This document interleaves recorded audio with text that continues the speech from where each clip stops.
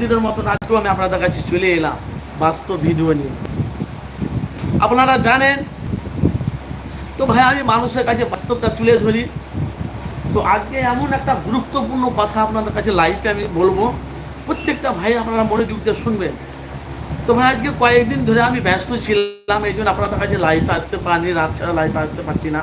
তো কালকে আমি লাইভ দিয়েছিলাম আমাদের ফুরফুরা শরীফে মাঝের পাড়াতে, কালকে লাইভ জলসা জলসা জলসা ছিল, লাইভ দিয়েছিলাম। তো গতকালকে আমি লাইভে আসতে পারিনি।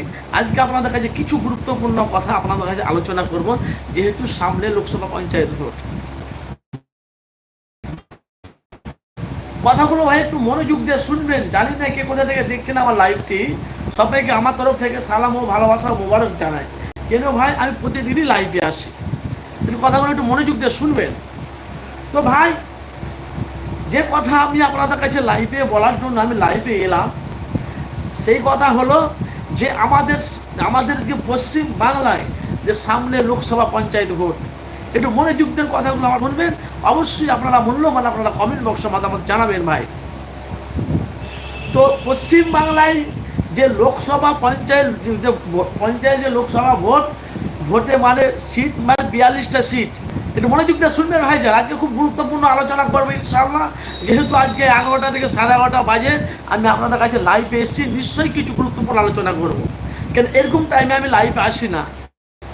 তো 42টা সিটের মধ্যে কে কটা সিট পাবে সেই নিয়ে আপনাদের কাছে কিছু গুরুত্বপূর্ণ আলোচনা করবো ভাই আমি। তো ভাইজান, সালাম আলাইকুম, ভালো থাকবেন।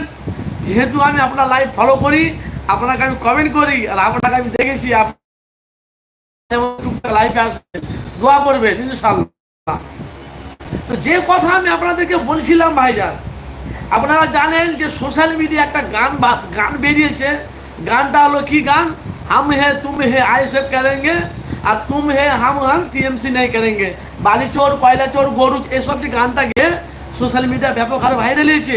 যেহেতু গানটা কিন্তু আমিও গেয়েছি, মানুষের কাছে আমার চ্যানেলে আপলোড করেছি। আমি এই জন্য আপলোড করেছি ভাই, যেহেতু একটা রাজনীতি নিয়ে গানটা গিয়ে যদি সোশ্যাল মিডিয়া যদি ভাইরাল হয়, একটু ভালো করে বুঝবেন ভাইজান। রাজনীতি নিয়ে যদি গানটা যদি সোশ্যাল মিডিয়ায় যদি ভালো ভাইরাল হয়, তা আমাদের ইসলামিক যে আমাদের ভাইয়েরা, আমার বন্ধুরা যারা মাদ্রাসায় যারা পড়াশোনা করে, যারা হাফিজ, কই তারা সোশ্যাল মিডিয়া ভাইরাল হচ্ছে না? তো কয়েকদিন ধরে আমি গানটা দেখছি ব্যাপক হারে ভাইরাল চলছে। তা আমি কি করেছি, আজকে গানটা গিয়ে আমিও মানুষের কাছে মানে পোস্ট করেছি। অথচ ভাই, আপনারা আমাকে কি মনে করেছেন? এফএস আনারুল মিডিয়া অলরাউন্ডার, কিছু মনে করেন না আপনারা? আমি নিজেকে কোনদিন গর্ব করি না, এফএস আনারুল মিডিয়া না অলরাউন্ডার, আমি কিন্তু কাগজ প্রকাশ করি না। গজলটা গানটা ছেড়েছি, গানটা শুনেন। তো প্রত্যেকটা ভাইদেরকে বলছি যে 42 সিটের মধ্যে কে কটা সিট পাবে, কে কটা আসনে আসবে, সেই নিয়ে আপনাদের কাছে গুরুত্বপূর্ণ আলোচনা করবো ভাইজান। তো প্রত্যেকটা ভাইয়েরা, আমার বন্ধুরা, যে